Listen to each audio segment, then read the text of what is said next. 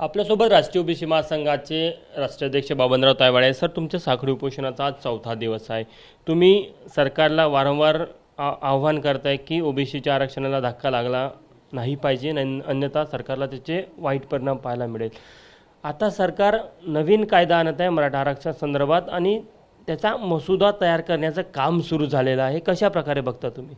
नाही, असं आहे की जोपर्यंत तो मसुदा बाहेर येत नाही तोपर्यंत आम्ही त्याच्यावरती कुठलीही कॉमेंट करू शकत नाही। परंतु आज ज्या काही वर्तमानपत्रामध्ये न्यूज आलेल्या आहे, बातम्या आलेल्या आहे, त्यानुसार स्पष्ट केलेलं आहे सरकारने की आम्ही ओबीसीमधनं आरक्षण देऊ शकत नाही आणि सरसकट कुणब्यांचे प्रमाणपत्रसुद्धा देऊ शकत नाही।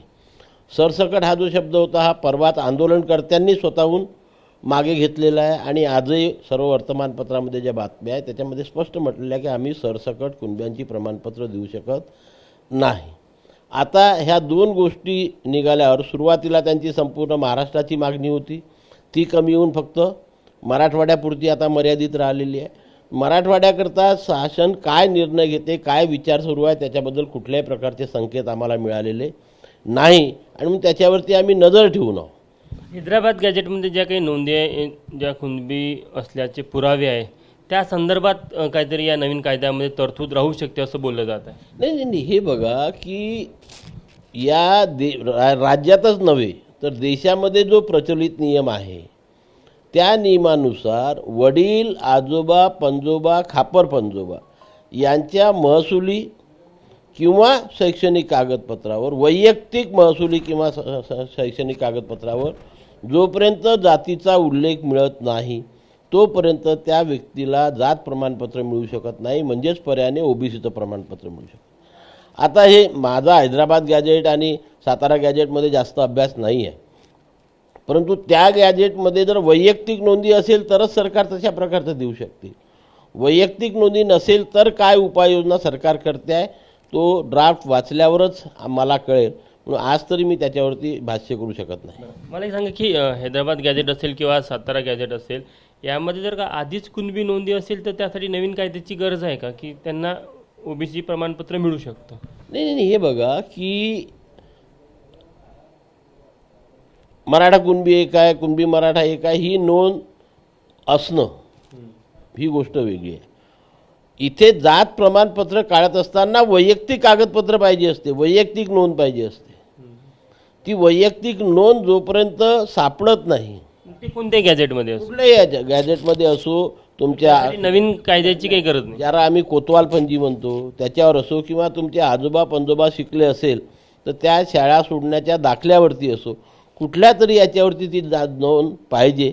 तशा प्रकारची नोंद नसेल तर विना म्हणजे कागदपत्राचा पुरावा प्रमाणपत्र द्या हे सरकार कसं म्हणू शकते? कोणीच म्हणू, मग सर्वांसाठी ओपन करावं लागेल काय?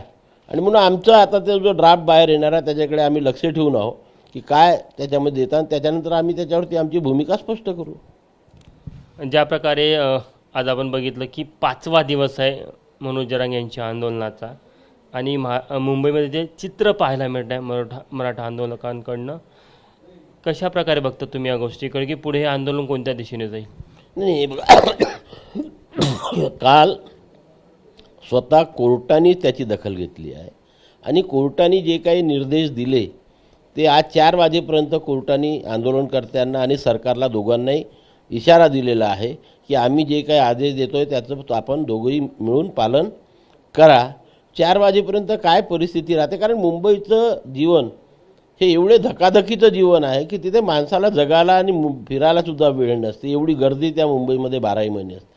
अशा वेळेस एवढा मोठा जनसमुदाय असल्यामुळे त्यांना जो त्रास सहन करावा लागत असेल त्याची दखल घेऊन सरकार मान्य उच्च न्यायालयाने तशा प्रकारचे निर्देश दिलेले आहे, त्याचं पालन होईल अशी मी अपेक्षा करतो आणि संध्याकाळपर्यंत काय परिस्थिती राहते त्याच्यावर आम्ही नजर ठेवून आहोत।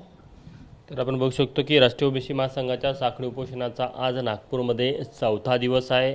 जो नवीन मसुदा सरकार आणत आहे त्यावर त्यांचं लक्ष असणार आहे आणि त्यानंतर मग ती राष्ट्रीय ओबीसी महासंघाकडनं त्या संदर्भात ती भूमिका स्पष्ट केली जाणार आहे।